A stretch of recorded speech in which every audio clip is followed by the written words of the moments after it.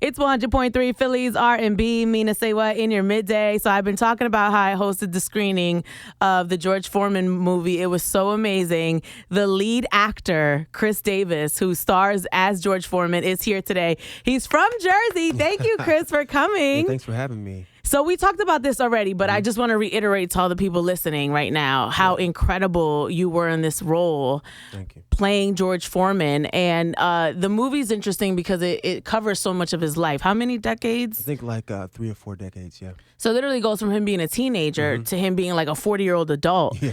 And normally when production companies are putting movies like this together, they cast different people to fill, every kind of age bracket.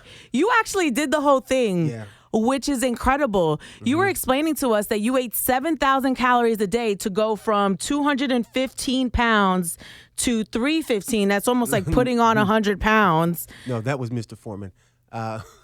You didn't go that. So I didn't go that far. What was the fluctuation in your weight? From 225 to 275 in 5 weeks. Wow. Yeah. So you were eating 7,000 calories a day you were talking about. Yeah. How did you do that? Like, what did you eat? Oh, I did it all pescatarian. I ate a bunch of salmon, a whole lot of salmon. I would go to Whole Foods, right? And I would buy a whole side salmon, and I would bake it, and I would cut that in half, and I would have half of that side salmon with rice, beans, and some root vegetables. And that would be either lunch or dinner. But for breakfast, I would eat like 6 eggs. I would have 1 cup of oatmeal first. Then I would eat 6 eggs with hash browns, 6 vegan breakfast sausages, and 2 pieces of toast with almond butter on it. And then I would have a 700-calorie protein shake that I would drink on my way to the gym. Wow. Yeah. So you did this healthy, because immediately when I thought you had to put on all this weight, I'm like, you're eating McDonald's, you're eating Burger King, Chick-fil-A. No. We're going in every day. Like, no, you were eating healthy, which is more remarkable about the transformation that you made in the movie. Yeah, well, the thing is, I had never been that weight before, and I wanted to do the transition, but I wanted to do it in a healthy way. I didn't want any health issues after I had finished, right? And I definitely wanted the weight to go off. So I wanted to take care of myself, but I did believe that there was a way to do it and to do it the right way.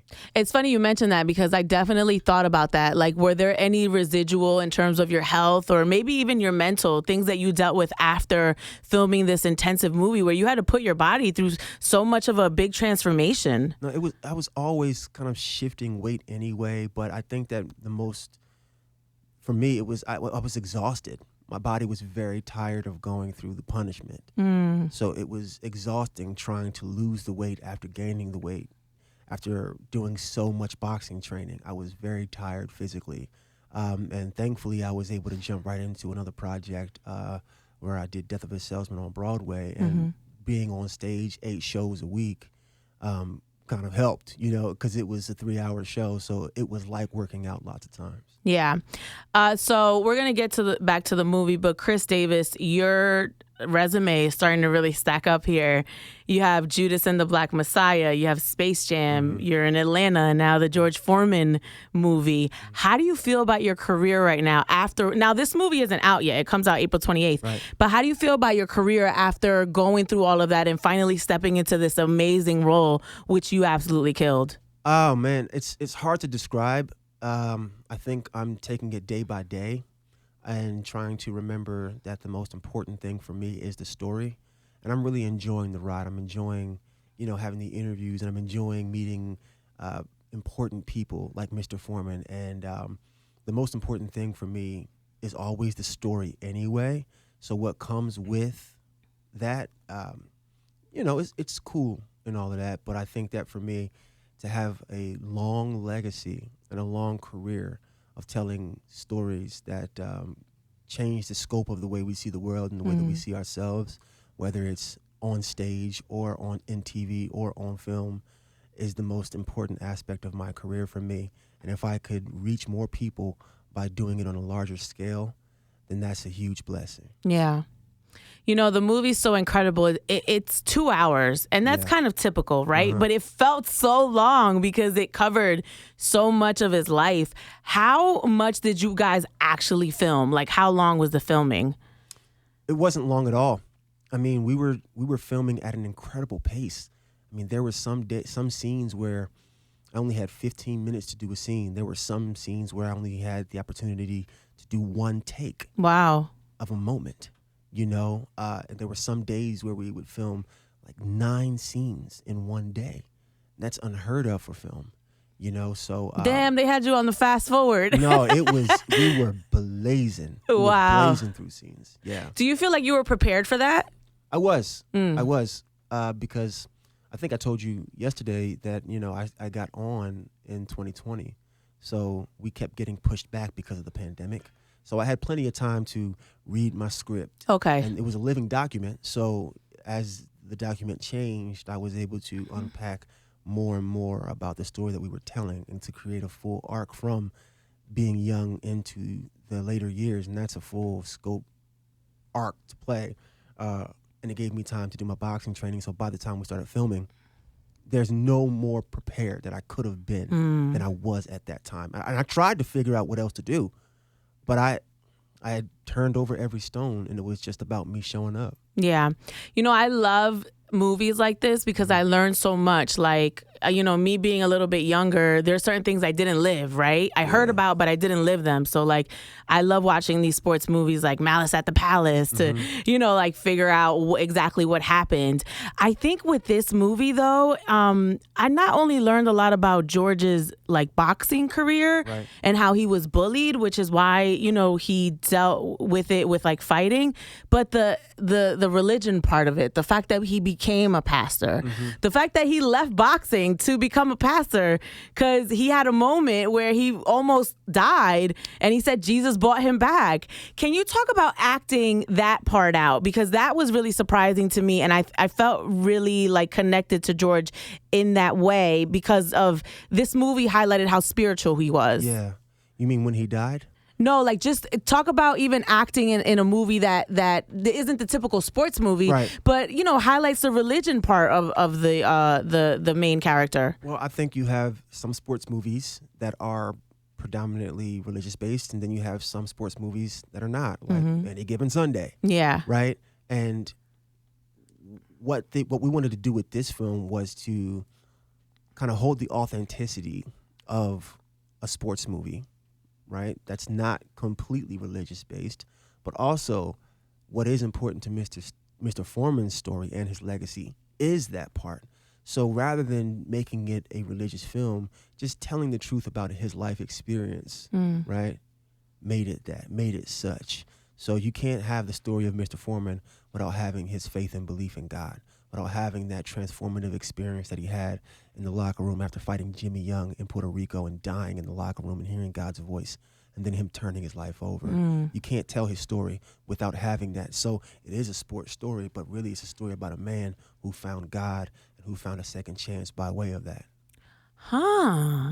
That's an incredible way of putting the story. That definitely is, because it makes it bigger than this is George Foreman's documentary about his boxing. It makes it about a second chance and about the role that this pivotal moment in his life played into driving him to come back and be the heavyweight world champion at the age that he was. He was over 40, right? Yeah, and really could not have done that without having an extreme faith in God. Yeah, him and his wife Mary Joan.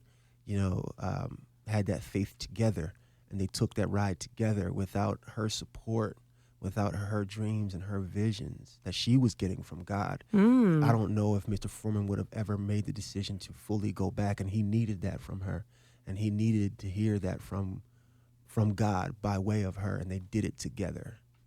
So Forest Whitaker plays the coaching, the boxing coach for George Foreman. So we kind of talked about how you learned from how he acts just with his body, right? And his facial expressions. I feel like he's kind of like he would be maybe a funny guy on set, like cracking jokes. Is that accurate? Like, what's his demeanor? Is he fun? Like, did you guys have those moments where you were just cracking up? No, actually, and I think that that's something that I admired about him, was that normally when you're on set and there's a lot of people can get, I think, distracted and want to have fun because you're there for long hours. Yeah. You want to talk, you want to chat it up, and the hard part is that at any given moment they're ready, and now you got to jump into the scene. So you kind of have to start over again with your preparation. With this film, I'm glad that we didn't have a lot of time because you kind of had to stay in it. Now, not saying that people weren't doing that, but when I saw Mr. Whitaker the first day, and what I meant yesterday about trimming the fat off of things and not expelling too much energy, he would sit down and he would wait. Then he'd get up and it would be like an explosion of acting happening in front of the screen. He didn't waste any extra energy off screen. Interesting. He waited. And then when it was time, he would explode, right? And I saw that and I said, that's the kind of actor that I want to be. I'm not somebody who talks much on set anyway because I do like to stay in the story. I like to keep my focus on the story. I don't want to just be talking and laughing it up and then it's time for me to deliver something intense and I have to find it again. With this film, I didn't have that much time. Yeah. Now, can you imagine? I'm walking around playing, joking, right, joking. That around, would be me. And now I gotta do. That would be fired. But now I gotta find this intense moment right. to deliver. I'm kind of missing something. So when I saw him do that, I took that as a learning lesson to always stick true to the story, stay locked in, and don't get distracted. Yeah. So that when it's time, all that other energy that you were giving away when you were talking or giving away when you were at Crafty trying to be funny, it goes into the story. Now, some people can do that. And I think on a different job, maybe on Space Jam, I could have done that, right? Yeah. Because it's kind of improv, and I get to kind of play around and be wild and crazy. So on Space Jam, sure, I can make jokes, hee ha ha, mess around. Not around and then Forest. show up, right. and then, make some jokes on screen. But with a story like this, it was really important to stay locked in, especially when we were doing the fights. So, yeah. Yeah, Khris Davis, you did incredible. From Camden, New Jersey. We watch you on the screen, and you're really holding Camden up right now. So this is actually Jersey, Philly, and Delaware. So is there anything you want to say? You're kind of speaking to your hometown right now. I think all I would say is that, being from this area, lots of times it can feel like these things that happen outside of this space are impossible to reach. And they're not. I think that it takes a lot of courage and a lot of faith to step outside of this space, to find your dream and to find your purpose. And I would just say to anybody who's listening, who's having any doubts or any fears, or they're questioning that, to take that leap, just jump off that ledge, because you don't know what's going to happen. Win, lose, or fail. If you fail spectacularly. Fail spectacularly. Because even if you do, you didn't really fail at all because you did it. Khris Davis, ladies and gentlemen. George Foreman, the movie, it has a really long title, which I'm very confused by. The Big George Foreman, the miraculous story of the once and future heavyweight champion of the world. Coming out April 28th, Khris Davis, thank you so much. Thank you. It's Mina Saywhat on 100.3, Philly's R&B.